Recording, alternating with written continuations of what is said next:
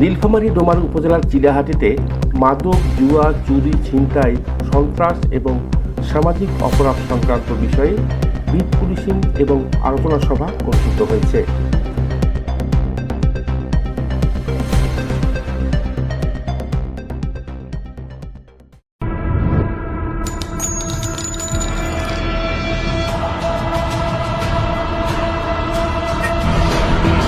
বৃহস্পতিবার 11 জুন বিকালে চিলাহাটি সরকারি কলেজ হলরুমে এই অনুষ্ঠানের আয়োজন করেন চিলাহাটি পুলিশ তদন্ত কেন্দ্র।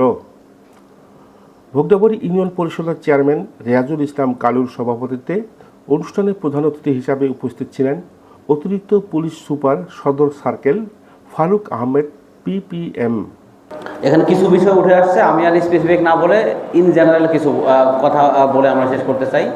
যে আসলে দীর্ঘদিন আমাদের চেয়ারম্যান সাহেব যেটা বলেছেন যে আমাদের বিট পুলিশিং বা জনগণের দোরগোড়ায় গিয়ে যে আমাদের পুলিশিংয়ের যে কনসেপ্টটা, এটা আমাদের কিছুটা বাধাগ্রস্ত ছিল এবং এখানে কিছু ঘাটতি ছিল। এই ঘাটতিটা পূরণের লক্ষ্যেই কিন্তু আমরা আবার নতুন করে জোরালোভাবে পুলিশিং যাতে করতে পারি, অপরাধ আমরা নিয়ন্ত্রণ করতে পারি, এজন্য কিন্তু আমাদের আজকে থেকে আবার প্রচেষ্টা শুরু হয়ে যাবে।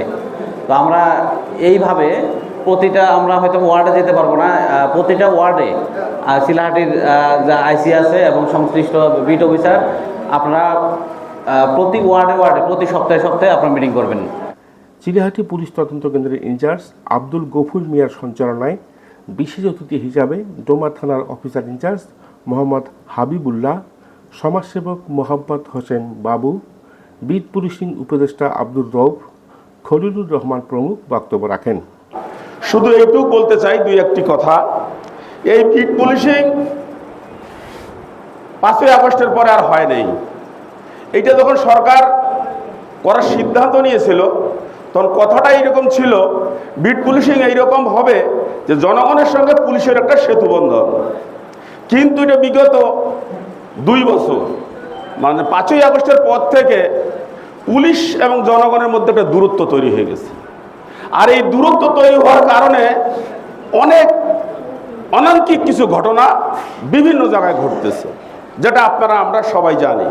এই দূরত্বটাকে কমাতে হবে এবং পুলিশ আপনারা যারা আছেন আপনাদেরকেও আমি অনুরোধ করব যে আপনাদেরও মনোবল তৈরি করতে হবে।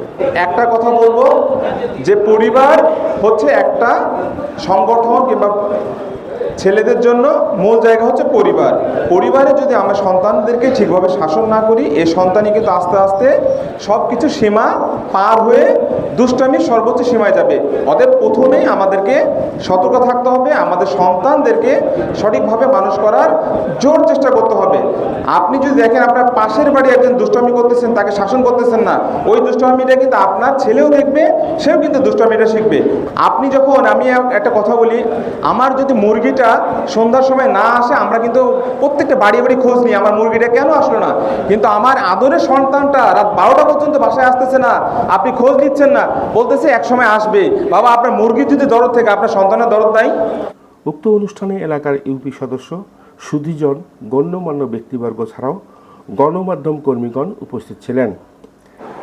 একটা নারী নির্যাতনের কেস যখন এরকম রেকর্ড হয়, এটাকে জামিন করতে, থানার থেকে নিষ্পত্তি করে আনতে ওই সংসারটার যে ক্ষতিটা হয়, এটা পূরণ 10 বছরও হয় না।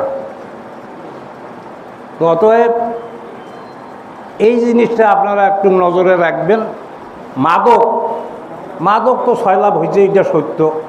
এটা শুধু প্রশাসনক দোষিয়া লাভ নাই। আমরা যদি প্রশাসনকে সহযোগিতা না করি তাহলে ওনারাও পারবে না, আর আমরা তো প্রকাশ্য সহযোগিতা করতে পারবো না।